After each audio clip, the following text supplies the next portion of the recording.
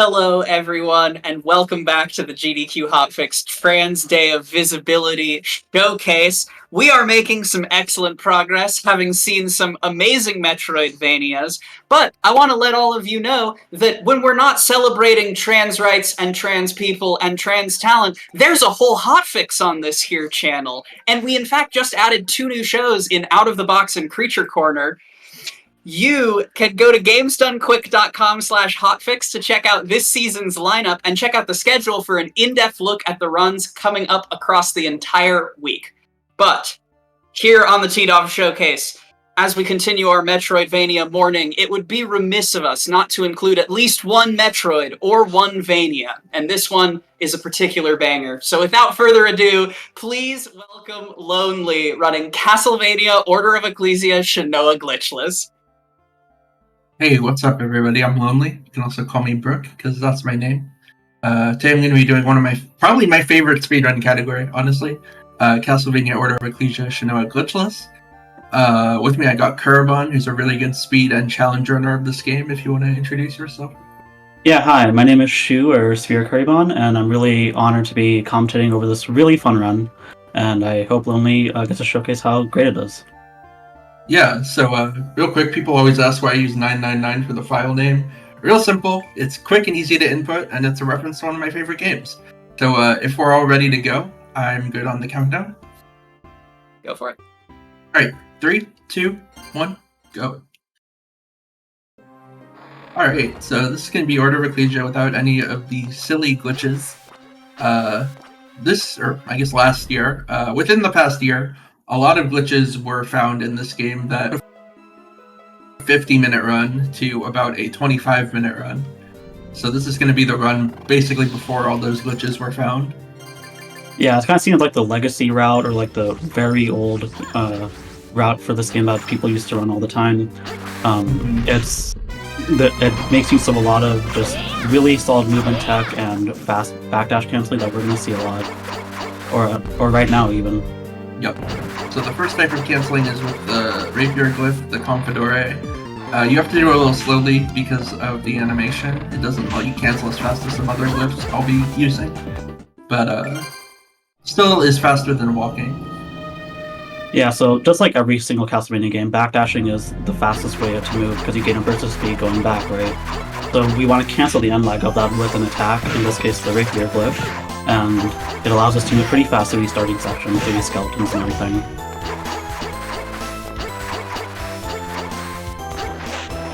So Lonely's going to be grabbing the warp here, so we can use it later.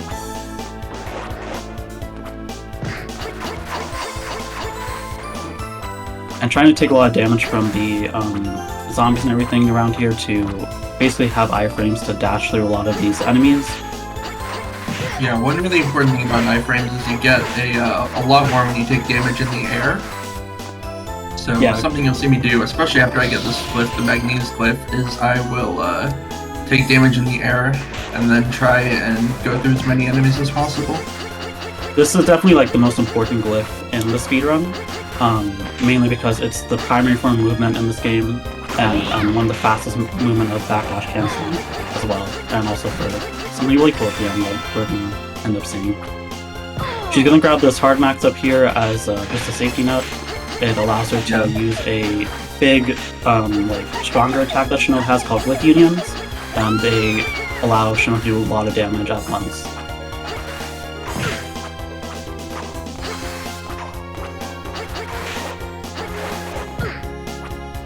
Yeah, so going through here. On it with the spinning. Yeah. A lot of Shinoa gets a little dizzy.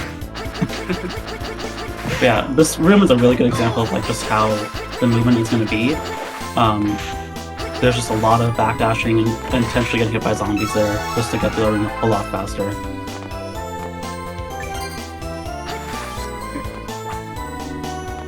Coming up on our first boss, Arthur Verta. So this boss can be a bit tricky. This rolling attack here, Arthur Verta always does it once, and it's RNG if they decide to do it again. You ideally don't want the boss to do it again because it does waste a lot of time. We're just going to be using our unions here to get at least 4 hits of 17 damage on the boss, and hopefully kill it pretty quick.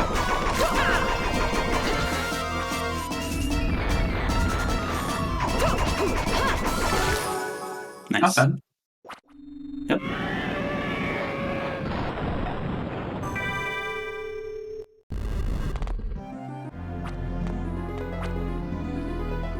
There was Albus. Unfortunately, we skip all the story, but he's just hanging out there, waiting for us to show up. In glitch categories, it's important to see that cutscene because it advances triggers, but because we have to do it, or, you know, just the way you play the game, seeing that cutscene. You know, less notable in this. We're about to leave our first area, and moving on to the village here.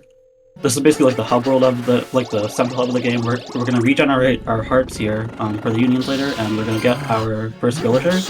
These are going to be important for getting the true ending later, because opposed to the new categories of this game, we actually need to save every single villager in this route, because we don't use any glitches to skip saving them. Yeah. Like Kurvan mentioned, with the glitches, you can skip saving every villager now. In both with memory corruption and without memory corruption. I don't trust that. Yeah, these squids are really scary. So basically, we want to grab this hammer glyph here. Oh, she got the sword glyph too. It's crazy. But wait, I got Messira, right? Yeah, you got Messira. Okay, cool. Nice. That was the one I wanted. That made things a little complicated. Yeah, so Messira here is a hammer glyph which does blunt damage to all the enemies in this game. And we're gonna definitely be needing that for killing a boss that's upcoming. And it also has a very powerful union that we're gonna need. And nice. Ticket? Yeah. Gonna talk about that? Why that was important? Yeah. Yeah, so the magical ticket is probably like the second most important item in Order of Ecclesia, especially in the glitch categories now. But in this category, we ideally just want to get one from that chest to make a later shopping trip more efficient, and also make the routing a bit easier on us in a later part of the run. It basically allows us to warp instantly back to the village that we saw at the start of the run. And the game does give you one free one in the Calabash channel here, but getting the extra one, like Kurvan said, will make that routing a lot easier.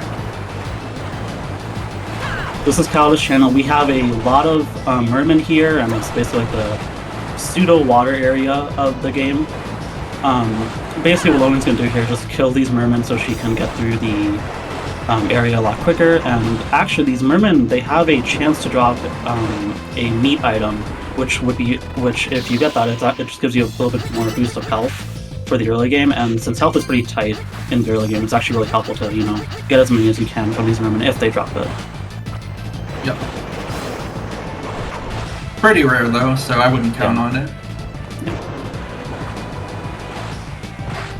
So you mentioned both memory corruption and non-memory corruption of glitch categories. Have you always been a glitchless enjoyer? You run the more broken things? I've always been a glitchless enjoyer. As far back as like my RA of Sorrow days, glitchless was my main category. Yeah, the glitch categories of this, like there's this movement type called hyperspeed and everything, and like you just move super fast through the. It's almost uncontrollable how you control Chanel during them. So it's really crazy. But yeah, here we have Giant Skeleton. We're gonna try to get a manipulation on this by basically hanging up here and with Magnus and trying to manipulate the skeleton to walk backwards, like this. Essentially, when Giant Skeleton moves its back leg behind it, you want to be holding the up input, and that's going to continuously make Giant Skeleton walk backwards while you're above the air, and allow you to get a lot of free hits in and make this fight finish really quickly. Not the prettiest skeleton fight, but not terrible. He's just doing a little dance. Yeah, exactly. Just a little shuffle in the back there. And now we have the prison, which can be a scary area, especially in terms of health. There's a lot of enemies here you have to damage boost through and slide through in order to really get through here. the main reason why I can easily die is like at the start there were these spotlights on Shinoa, and they can spawn a really big enemy that does about, I think, like 44 or 34 damage if you get hit by it, and you really don't want that to happen. So it's good that Lily didn't get hit by anything there. It's a little scary HP, but should be fine. Yeah, I think you should be good. That archer is very mean. He can just pretty troll. Yeah. And we're gonna grab an HP max up here, which is conveniently placed right after the really tough section where we lose all our health, which is really nice.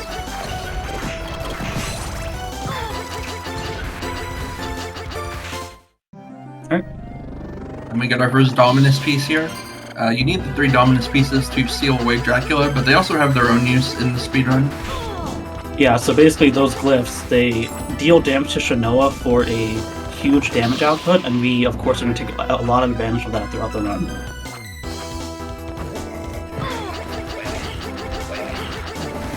It wouldn't be a speedrun without abusing risk-reward mechanics like that. Yeah, this game has a ton of that.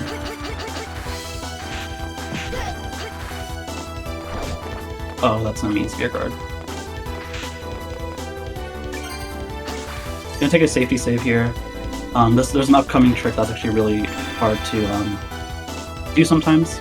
But we also got a heart max up here, allowing us to gain more use to our minions. Another magical ticket, nice. It's actually quite nice. I actually forgot you could even get magical tickets here, so that's pretty good. Grabbing the Falchus glyph for later. It's a sickle glyph. Fish type enemies are weak to sickles in this game. Yeah, so the Falchus glyph does slash damage, so anything weak to slash is going to take a lot of damage from that. And here we just killed an endgame enemy. We only see it actually in Dracula's castle later, but in this area, the mechanic is that if you kill that enemy early, you get a strength ring, and that gives us a huge bonus damage to our physical attacks. And so we're going to need that for this upcoming fight here in the lighthouse. Gonna allow us to skip a cycle, and that alone makes it worth it. Yeah. Well, assuming I can do it, so. And all of chat believe. I think you equipped Confidera, by the way, instead of McCreer. Oh, thank you. Yeah, there you go. So this is Crab. It's an auto-scroller fight, and basically you want to do enough damage to move to the next phase, so we're going to try using Hatred and Mystere to do as much damage as we can on this thing. Didn't get the double hit.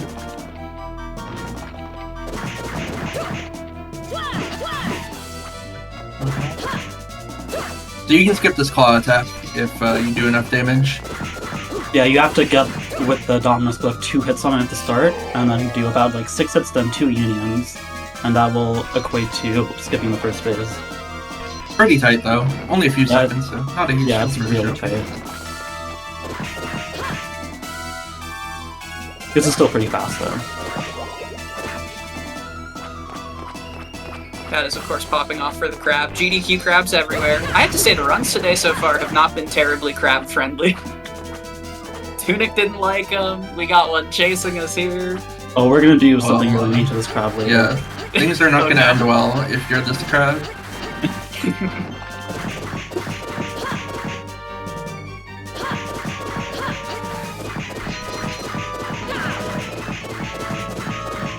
Yeah, just a lot of hammer swings here, just trying to get that crab HP really low so we can quickly move on.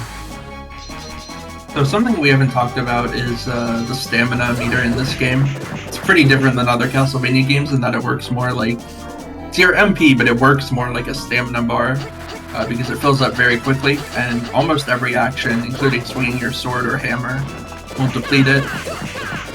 Yeah, another thing that's important to note is that the dashing Lonely's doing with Magnus, that also takes MP, right? So there's a lot of subtle MP management throughout this run. We want to make sure that we have enough MP to dash through our areas, but also have enough MP to, you know, kill anything that's in our way if we need to. Yeah, we're coming up to the end of the crab fight here. It breaks the ceiling above us, and we just Magnus up here, and we do something pretty mean to it right here. The classic go to hell line and just crush it with the bottom of the elevator. Brutal. Poor guy. Here's our second villager. That's 1 out of, I believe, 10 that we disable. Sounds right. Here we picked up No, Serpent Scale. We're going to use it to go through this water area here. One thing I think we forgot to mention is that we picked up a glyph sleeve earlier in the prison. That basically allows Lonely to swap between 3 separate presets of glyphs. You have an ABC. It's really helpful for just having different loadouts that we can switch between for bosses and movement. Another heart max up here. We're at 80 hearts, which is really good. And these green lasers I'm summoning are the Dominus glyph, the Dominus Hatred. They're really strong, but take some of my HP, like we said earlier. Lore-wise, it's basically you're using the power of Dracula as just a standard human, and that's why it takes away HP from you. Yes, you mentioned running Aria of Sorrow as well a little earlier. How full series invested are you?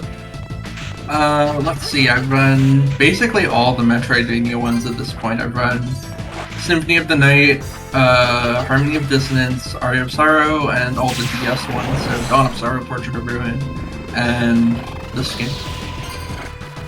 That rules. I do love sticking with a series like that. The series has a lot of cool speedruns if you're into really high action per minute runs. Pretty much every single game has something for anyone interested in getting into this series. Definitely. We both run Portrait of Ruin Richter mode, which I got to do at GDQ. That's a really great run. Yeah. Another thing we just picked up in Calda's Challenger was the Scudum glyph. It's basically a shield. Essentially, what it does is when it's equipped on Shanoa and she's actively using it, it's going to incredibly boost her defense, which is helpful for tanking through more enemies, since that's primarily what we've been doing as movement in this game so far. This is Tomato Mountains, a lot of platforming here, and there's actually these wing guards that appear in some of the outer areas that can be RNG on where they spawn. Enough hits from those kind of makes our HP in a dangerous spot, so we're going to hope that we get friendly spawns in the upcoming room here.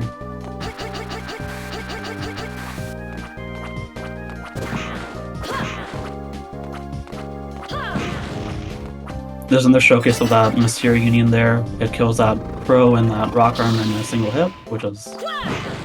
and then right there again. Oh, okay. Yeah. Nice pattern. Rude. Yeah, so they spawn from the sides of the room, and of course Shanoa has to be on the side of the room to progress. So it's really hard to, if they spawn badly, to really adapt and make sure you don't get hit by them. Yeah, we're gonna take a safety heal here because 88 health is a bit too low for Rubus Forest, or Misty Forest Road.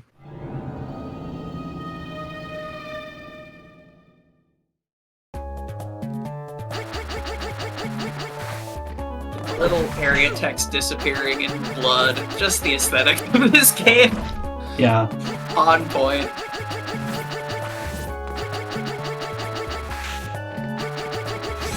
Yeah, so dashing through here, these Gravediggers are pretty dangerous. They can do a lot of damage to you. They're probably they're a really strong enemy in this area.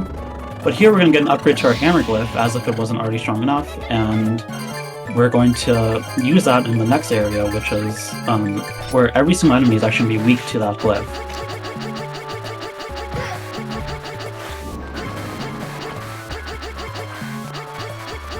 We're tanking through a really big enemy there with Scudum, as you saw.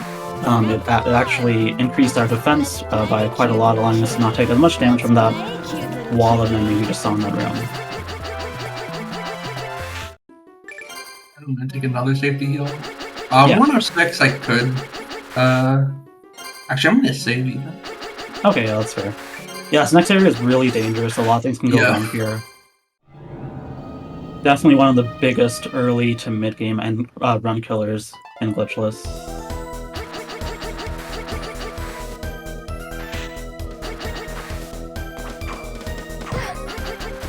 Especially if you have to take that hit. Yeah, usually you do. You can very narrowly avoid that, but it's really tricky.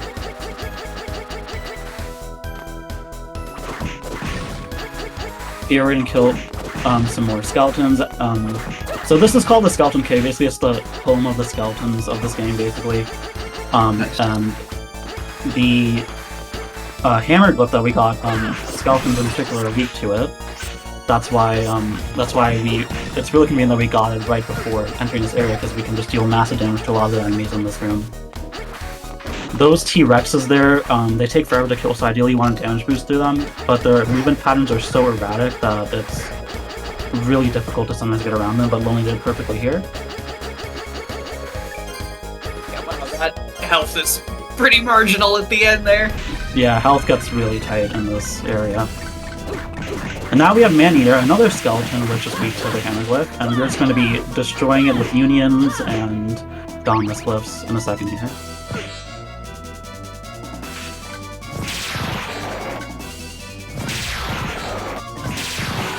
Yeah, basically just using Hatred to get a lot of those hits in, because with this boss, the tentacles and the head, they all have their own damage hitboxes, so you can use Hatred to get a bunch of hits in of 74 damage, and it kills it really fast.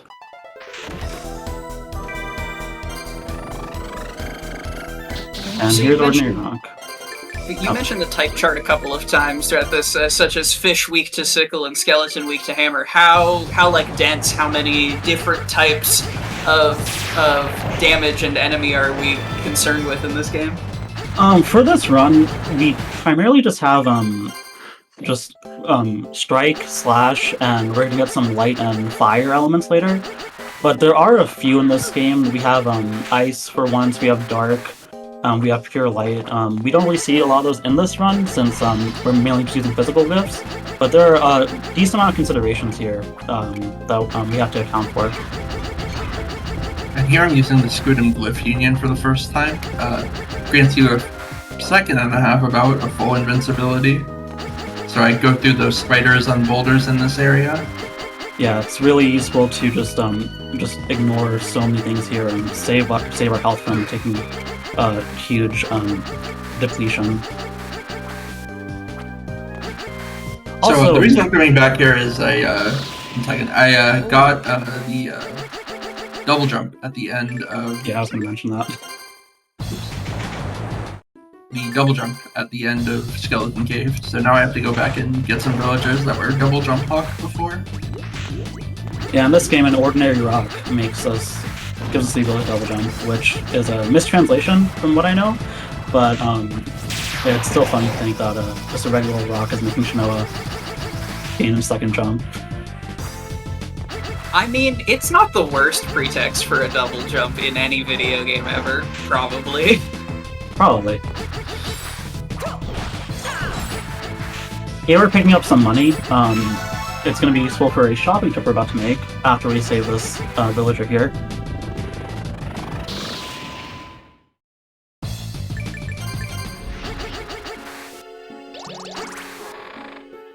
I didn't mean to do that. Whatever. Welcome. Hey, want to buy something? Yeah, so here we're just going to stock up on a lot of magical tickets and a lot of meat. Come back again. The meat's going to be for healing for just throughout the run, primarily late game. And then Lonely also buys the battle boots, which are going to be a great increase to her attack stat, which is going to be helpful for a lot of bosses upcoming.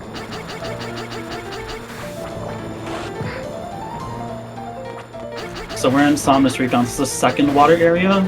Here we're going to make use of more Scuttle Unions and getting past a lot of these enemies that will poison Shinoa if she gets hit by them.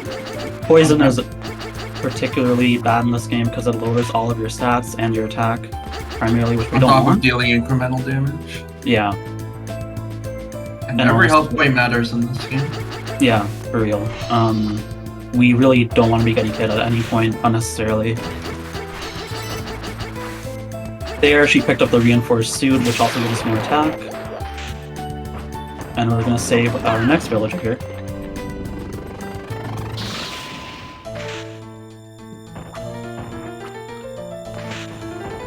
The soundtrack of this game is really great. This piece in particular is one of my favorites in the entire franchise. It's a really nice underwater theme. That's always how it goes with water themes. They've always got like amazing, amazing tunes, and then it's like, but I'm playing a water level. Castlevania gives you enough movement to make it feel less like a water level, at least visually. Alright, and we're coming up on the next boss here, Rusalka. We're going to be using that glyph we got in the prison, which is our scythe glyph, and we're going to be spamming unions at her and just using the scythe to deal slash damage and kill her as fast as we possibly can. Lonely's got a nice setup here by putting her back into the wall and making so she can't dash backwards at all. She summons these Moai statues that can deal damage if you're standing under them, but they're going to be used, they're primarily used to avoid this attack right here, to duck under the water. Okay, besides that, we're just trying to backdash out of her splashes and deal as much damage as we can.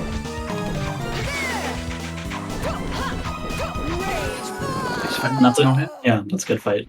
Very clean. That fight is deceptively difficult because she has two attacks that have an extremely similar animation. So you have to discern between them in a matter of frames. Yeah, it takes a lot of experience for that fight to really understand like what she's about to do and avoid them in a way that doesn't drain your health. Because I believe if you get hit by one splash, you cannot tank anything else in that fight besides more splashes. So like if you try to tank the water storm that she did, you'll probably die if you take a splash hit.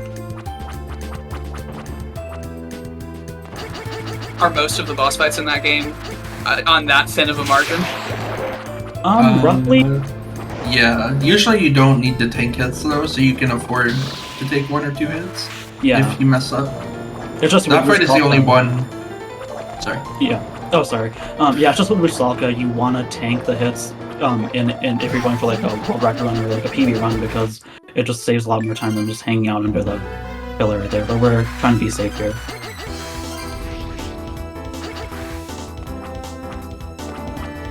One more villager that's double jump blocked.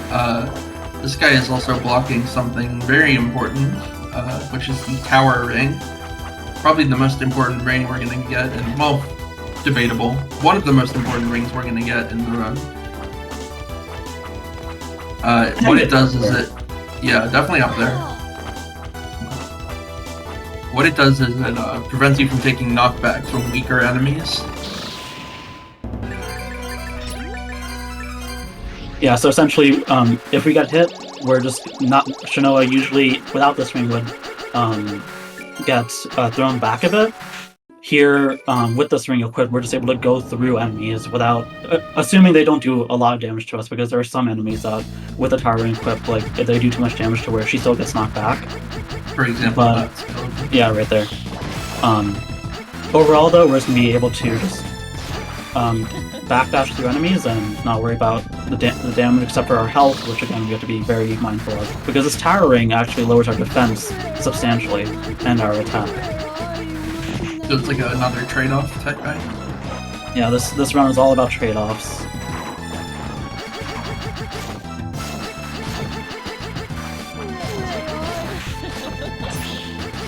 This is by far my favorite area in the game, by the way. I just love the enemy aesthetic here, just like the backgrounds and everything. Yeah, the music is Castlevania at its most Castlevania, and I do mean that as a compliment. So there she grabbed Volsicare. That is an upgraded sword glyph. That's going to be helpful for this upcoming boss right here. This room is a bit tricky. There's so many ectoplasms you gotta go by, and their movements are complete RNG. If you get hit by them, it will give you a curse attribute, which is going to drain your MP bar, and we kind of need that to move through the area fast. Oh yeah, so we didn't talk about the Empress Ring, if you want to mention that while I do this boss. Oh yeah, sure. So we picked up the Empress Ring in Timea Mountains. That gives us a pretty substantial boost in our attack, along with the Strength Ring for early game. And we primarily use it for bosses, such as the fish boss we just saw, and this giant right here, called Goliath. This guy is pretty scary. We're going to be using Volsicare unions a lot during this run, and just the sword regular attacks, just to kill him really quick. Here, Lowen's actually doing some really cool tech that was discovered recently. with the other runs, we're going to be crouching in front of him while he's like ducked like that in order to avoid his grab attack and get a free hit zone. And since he's a giant, he does a lot of damage with most of his attacks. He has this really strong wind-up punch attack that on spikes, which will do like 150 damage to you, which is like 75% of your health at this point, so you want to watch out for that. But that was a really good fight. Very clean. Yeah.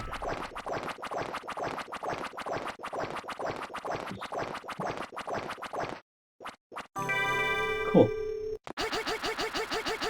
And now we're gonna get get the second dominus piece. Yep. This is anger.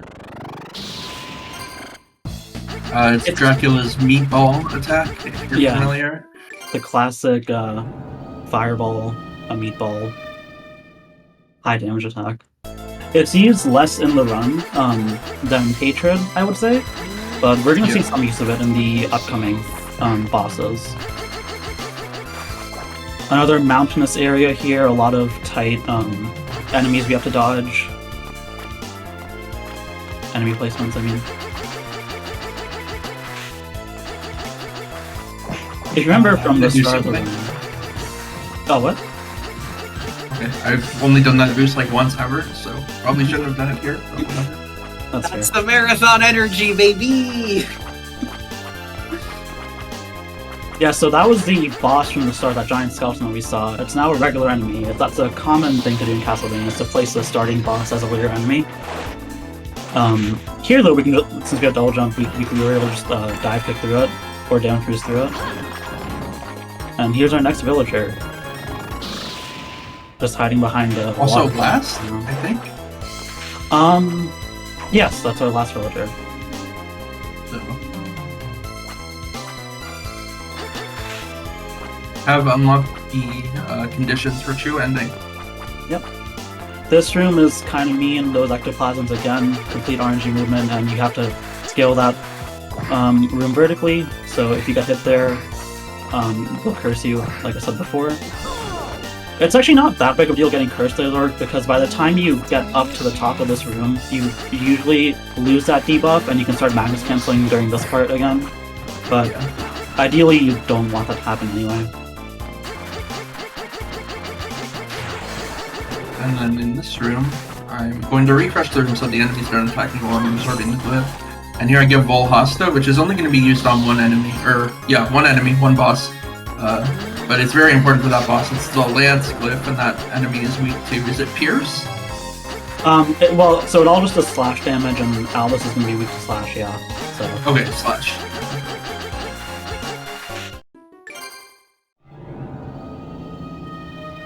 Yeah, it's a common place with these mid-game glyphs. You kind of just get them just for one boss, and then they're gone for the rest of the run. When they're so conveniently on the way like this. Yeah, it's something I never really realized until I ran this game, but like these glyphs are just kind of there for you in like the best possible spots. It's really helpful. It's very kind. And speaking of very kind, chat, I see all of you popping off with the trans rights. Thank you so much for all the support for our runners today, for trans people in general, and for GDQ Hotfix. It means the world to me and to all of us. Yeah, don't forget gift subs are 35% off, so if you want to support GDQ Hotfix. They didn't tell me to say that, but I'm going to say it. It's appreciated. No, and being able to support the channel and the work that we do here, including specials like this one, we got a day and a half still. We're still in Metroidvania morning. No one checked the time.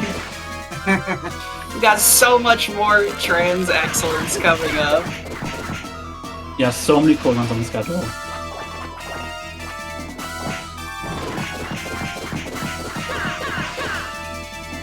Oh, and here Pretty we have unfortunate Grave Gorgeous pattern. Yeah, unfortunate. So basically, this is a giant fish, a sandfish. It's weak to the Hammer Union, and ideally, you want to kill it like while it's finishing a cycle. Unfortunately, though, we were a bit late on it, so it went to this like giant attack at the end. But yeah, it's a very long animation. Yeah, that was still a good fight, though. Yeah, I played it well. It was just unlucky that it went go so early. We're gonna re-equip the tower ring, just go through all these enemies here.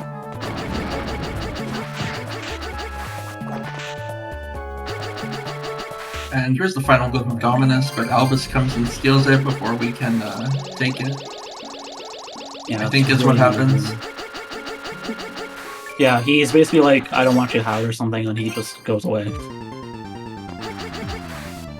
We gotta make a quick stop at the start of the game here to visit Barlow because he's gonna tell us where we gotta go next. And then we're gonna continue on to probably one of my favorite areas on the run in terms of just movement. The Swan. Basically, what we're going to be seeing here, there's so many enemies that just like they take up the entire screen, so we really can't avoid getting hit by them. So we're just going to be backdashing through them and doing a lot of cool jumping strats, like these dive kicks here, to just get through this area as fast as we can. And it just looks super cool in my opinion. It's really satisfying to pull off when you do it. Also, a really small thing is I usually have to land cancel my dive kick animation with a jump. If I land in the swamp water, I don't have to do that. Yep. Really small tech.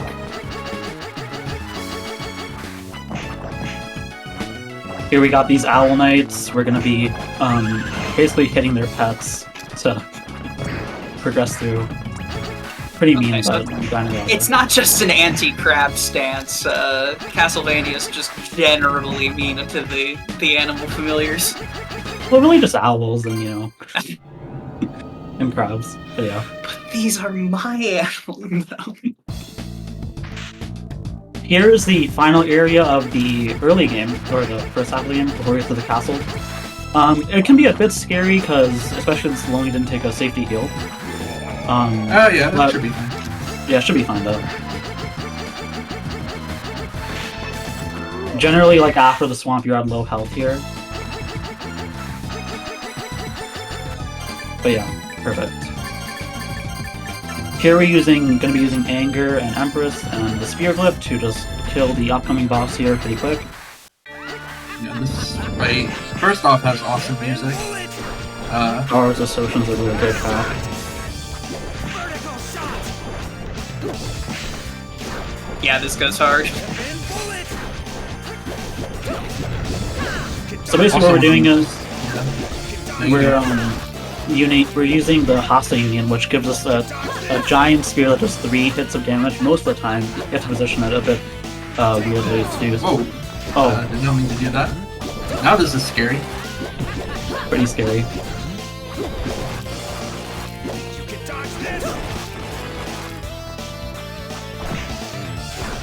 Nice.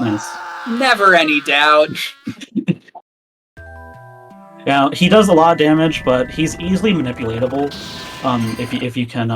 If you just like jump above him, he always has like this fire kick attack. So if you're really struggling, you can usually just do that to ensure that you beat him. And here I have to switch my controls. No, I do not want to load a save. This breaks the layout. Sorry. Okay. So basically, quick kills with my dashing controls are not really feasible. So I switch back to default. That's not where I wanted to go. That's also not where I wanted to go.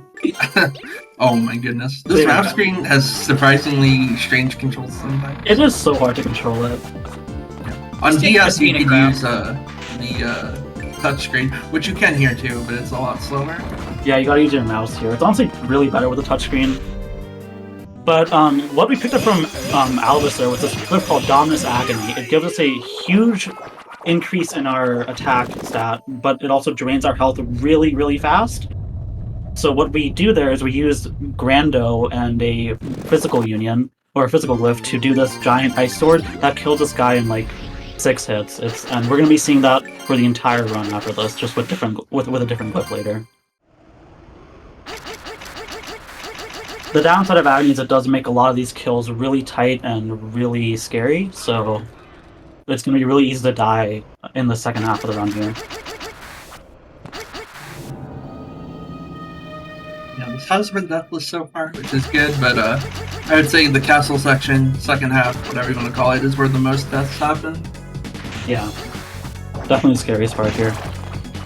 Because all these enemies here, they're going to be doing a lot of damage to us, and we have the towering equipped, like I said before. So we're going to be taking so much damage from them too.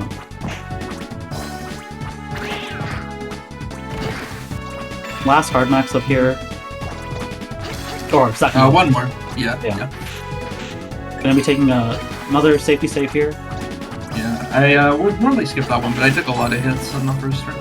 Yeah, that room is kind of RNG with the Fleeman there. You kind of gotta be on your guard there to just iframe through them if you can.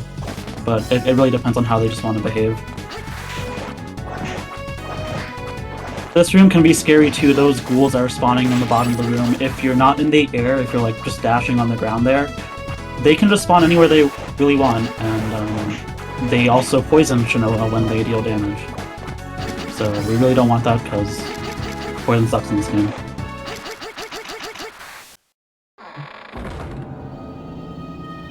Yeah, in glitch category is also worth noting, you do need to farm the Black Panther drop. Yeah. Which is 3%, 4%, roughly. I think they said like with the added luck from the levels from being level 50, it goes to 14% or something. I forget the exact stat on that. Okay. So not quite as bad as I thought, but still, the point is you need to farm a drop, which you do not need to do in this category, thankfully. And you have like 8 chances for it or something throughout this entire segment here. So it can be a run killer, or it can make your run really good if you get first try. It all depends. Yeah, I don't love those odds. 14% to finish the run, even with multiple attempts. I'm liking the glitchless enjoyers. Honestly, for Castlevania standards, that's actually pretty high percent. That's fair. Track record.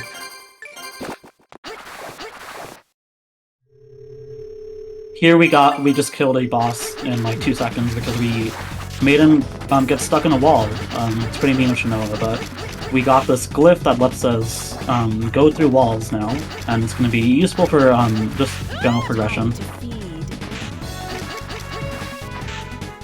Yeah, this track is iconic. It's probably Order of Ecclesia's most signature theme.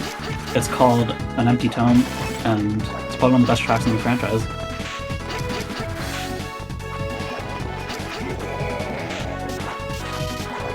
These Tin Men were from the prison section, if you remember. Now they're here as a late-game enemy, and they will do a lot of damage to us, so we kind of want to avoid them generally, because their blades do like 80 damage at this point or something around there, if you get hit by them. Yeah. Yeah. Going back to the castle entrance here, we're going to magical ticket out after getting that. The first piece of the second the second set of like true ending locked glyphs here, we need to get these 3 wolf glyphs throughout the castle in order to proceed with going to the final area. So we just got 1 there. We need to go through the castle again to get 2 more, and we're basically just going to use parries to unlock the rest of the area here. Parries being a glyph that lets you go through walls. Yeah. The specifically marked bluish walls that I just went through.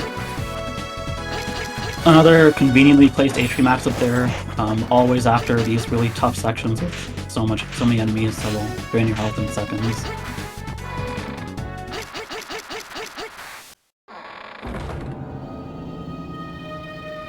I love that these sub areas get subtitles. The subtitles are so cool in this game. Alright, and here... Casco. Yeah. Yep, from the Nova Skeleton, the best glyph in the game as far as attacking goes.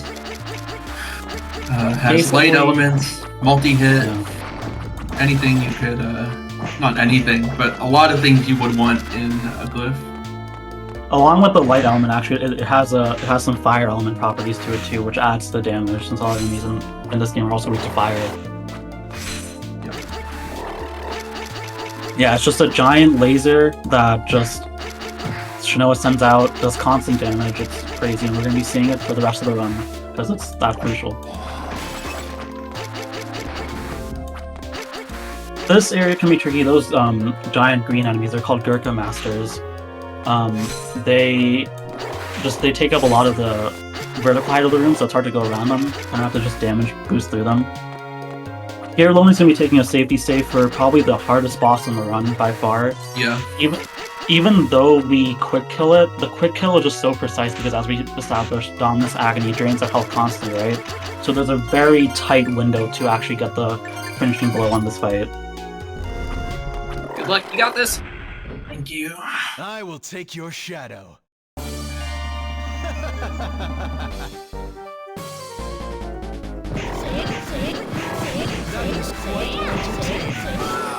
Perfect fight. Nice. That was so good. Clean. Yeah, so basically we're combining the giant lightsaber sword, as people like to call it in the fandom, and just the regular laser to do just about 4,000 damage to Blackmore in only like 5 seconds there. That's pretty much all we have before Dominus Agony drains all of our health. And getting that last hit is very tight. Made it look absolutely easy. And yes, chat reaction to lightsaber. I think Castlevania can have a little bit of lightsaber as a treat. Here we're going to see our last use of the wall glyph. We're going to just go through this underground area to unlock actually a secret optional area that's going to give us probably the coolest glyph in the entire franchise. Yeah, coolest like movement option in almost, I'd say, like any 2D game. Yeah, I'd say. We'll see. We'll get there when we get there. Yeah.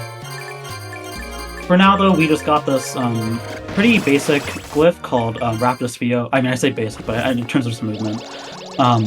If you remember Black Panther, or just from any dashing upgrade in the previous Castlevania games, it's basically just like that. It's a glyph that gives a huge burst of speed with by only using our MP bar once. So it's really helpful just getting through this area here called the Training Hall. This area is essentially just an obstacle course, a platforming obstacle course that has a lot of flames, spikes, and everything, and tough enemies that we just gotta get through.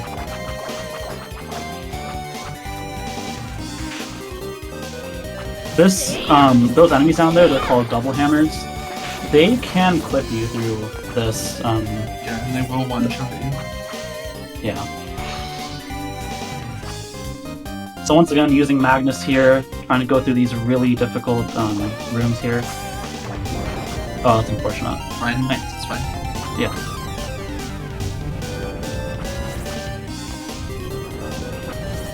There's actually a change here from the DS version.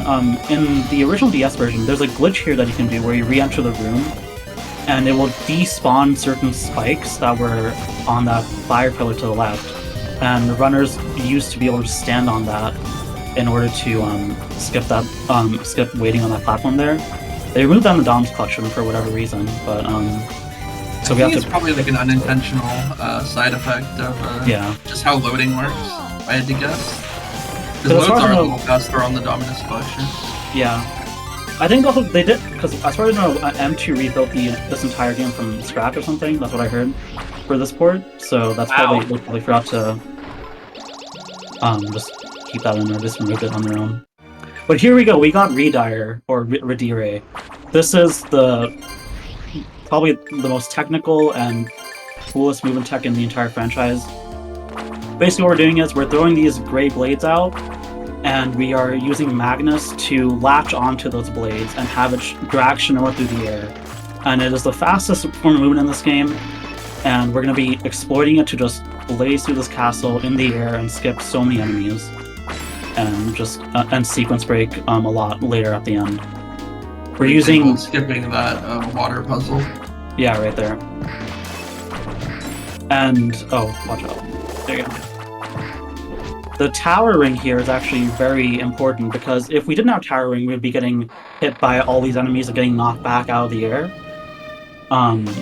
With tower ring, we're allowed to just fly right through them, which is the main use of it in this run.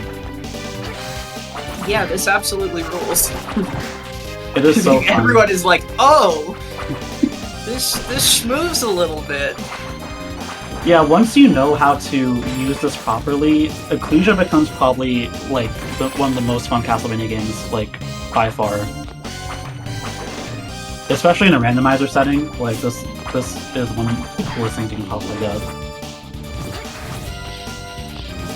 Here we're gonna pick up a an armor called Valkyrie Mail. It's essential because we needed to just lower the damage and take Snow is going to take. Because as you can see, we're pretty much hitting every single enemy with contact damage throughout this entire section. So the Valkyrie Mail is just going to give us a little bit more defense to allow us to not die as fast as we normally would without it.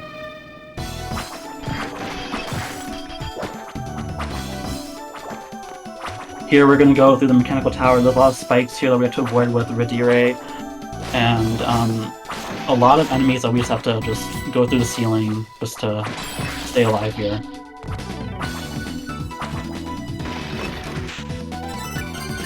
There's a second piece of the Valkyrie Mail. Those two alone give so much defense. There's actually a third set that's in the entrance of the castle that we skip, but as it is right now, we have so much defense that we should be fine for the rest of the castle. Good thing I grabbed that help. Yeah. Unfortunately, it's head right there. Also RNG, by the way, wherever they spawn. This game has a lot of subtle RNG like that. And here we have the Death Ring, probably the most broken ring in the game, and probably the franchise. It gives us a huge burst of damage, but we die in one hit. So if we're going back to those trade-off things, if Lonely gets hit once, then she's dead. So we have to be really careful with a lot of our boss kills and movement going forward. But here's Death, and he's gone by Death. That sickle was kind of scary, but yeah. Because with the Death Ring, keep in mind that sickle would have killed me. Yep. Very important to remember to take off the Death Ring after the boss fight. Yeah, you never want Death Ring on when you're using Redire. Yeah, have you ever lost runs to accidentally leaving that equipped a rumor I have not. I did once, I think, but I think we're just in practice. I wasn't actually doing a main run. I feel like that's one of those don't let it be you sort of moments. Okay, we're gonna take another. Oh, you're not taking a save. Okay. No, I'm not actually tight enough. I can skip it. Yeah, that's fair.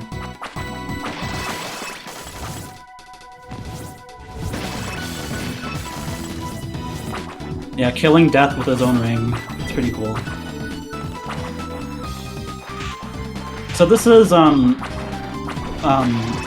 another like difficult section with Redire because there's a lot of enemies like that are like stacked like one after the other. So we have to like abuse iframes from the first hit in order to make it go through the other enemy just fine. And we're gonna see a bit of that here too. Actually, I don't think we are. Yeah, no. Here we're just gonna be going through the ceiling.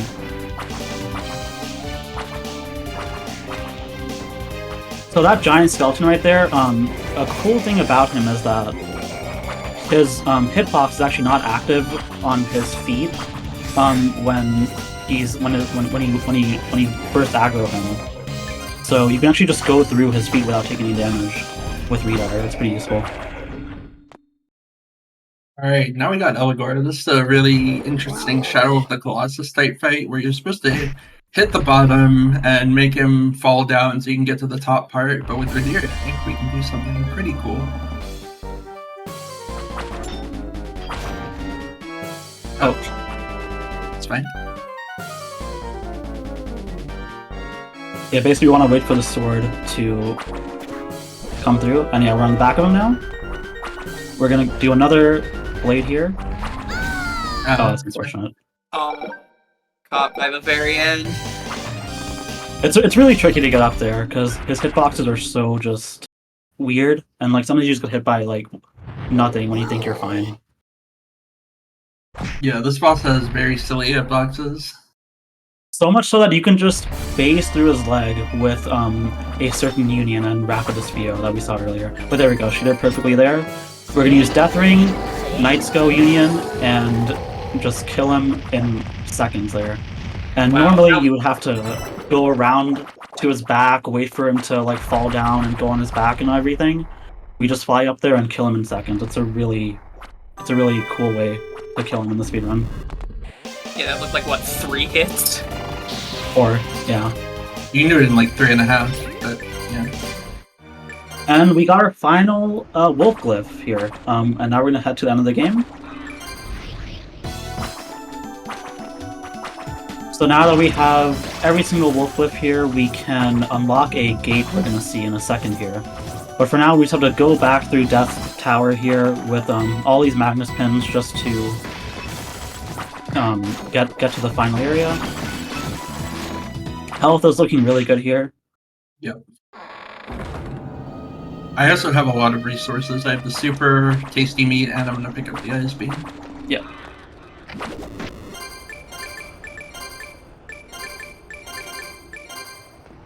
Alright. Yeah, so we have to use every single wolf glyph there just to unlock that gate. And now we're just going to climb up this tower in a really cool way. That's probably one of my favorite movements of this run is you use Redire and you go through, you go into the ledge there and just double jump through. Just to gain so much height. Gonna take another safety save here. We grabbed another healing item from the ledge right there called the Ice Beam. And yeah, now we're gonna go through probably the toughest area in terms of taking damage because this, of course, this is the final area, right? So there's gonna be a lot of hard-hitting enemies here. We're gonna do our best to just not take as much damage as we can. Nice portrait of Dracula right there, by the way. Just in case you forgot. Yeah. Alright, and yeah, that's probably the toughest room possible in this entire area. Those final knights there, they deal like about 80 damage per hit there, and you want to get through them without taking a lot of damage there, because if not, then it really screws you over for this room right here. But Lonely did it perfectly. We got our final heart max up, and we're gonna go kill Dracula.